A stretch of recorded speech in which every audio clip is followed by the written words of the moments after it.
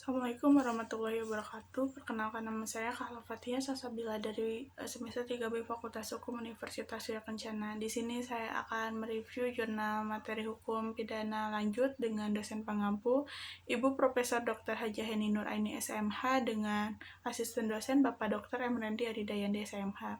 Di sini yang berjudul mengenai penerapan Undang-Undang Nomor 8 Tahun 2010 tentang pencegahan dan pemberantasan tindak pidana pencucian uang atau TPPU terhadap penegakan hukum pidana pencucian uang atau money laundering terhadap tindak pidana kehutanan yaitu illegal logging.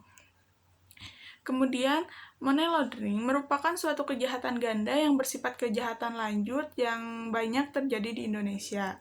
Adapun salah satu bentuk kejahatan dalam pencucian uang, yakni tindak pidana bidang kehutanan yang dianggap sebagai predikat krimes dalam peranata hukum sebagaimana dimaksud di dalam Undang-Undang Nomor 8 Tahun 2010 tentang Pencegahan dan Pemberantasan Tindak Pidana Pencucian Uang atau UU TPPU, tentunya memberikan dasar hukum bagi aparat penegak hukum yang melakukan tindak penyelidikan dan penyidikan, juga pengerjaan terhadap berbagai transaksi yang mencurigai dari lembaga-lembaga keuangan untuk mencari aliran dana yang pada akhirnya akan menuju pada aktor intelektual pemegang dana kegiatan illegal logging.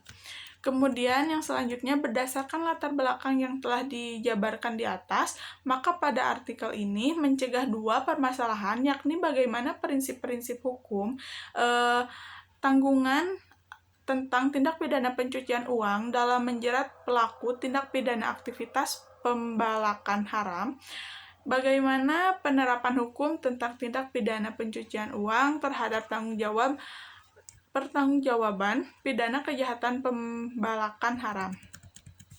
Selanjutnya ada prinsip-prinsip hukum tanggungan tentang tindak pidana pencucian uang dalam menjerat pelaku tindak pidana aktivitas pembalakan haram. Tindak pidana pencucian uang merupakan kejahatan kelas atas yang dapat mengakibatkan kerugian negara dalam jumlah besar, sehingga proses yang dapat diminimalisasi segala hambatan-hambatan yang dapat memperlambat proses persidangan. Kemudian, penerapan hukum tentang tindak pidana pencucian uang terhadap pertanggungjawaban pidana kejahatan pembalakan haram. Penerapan ketentuan anti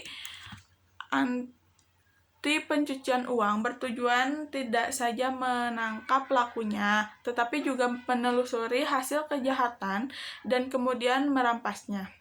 Kesimpulannya yaitu, penegakan hukum pidana terhadap pelaku tindak pidana kehutanan dalam upaya menanggulangi money laundering atau pencucian uang. Hakikatnya, Undang-Undang Tindak Pidana Pencucian Uang memberi peluang bagi aparat penegak hukum di dalam sistem peradilan pidana, khususnya hakim dengan Jurnal Hukum Kaidah Media Komunikasi dan Informasi Hukum dan Masyarakat Jurnal Hukum Kaidah 507, pendekatan mengejar harta kekayaan hasil kejahatan yang ditempatkan untuk menempatkan pelaku tindak pidana pencucian uang sebagai follow-up crime on illegal logging. Sekian dari saya, mohon maaf bila banyak persalahan kata. Wabillahi taufiq wal hidayah. Wassalamualaikum warahmatullahi wabarakatuh.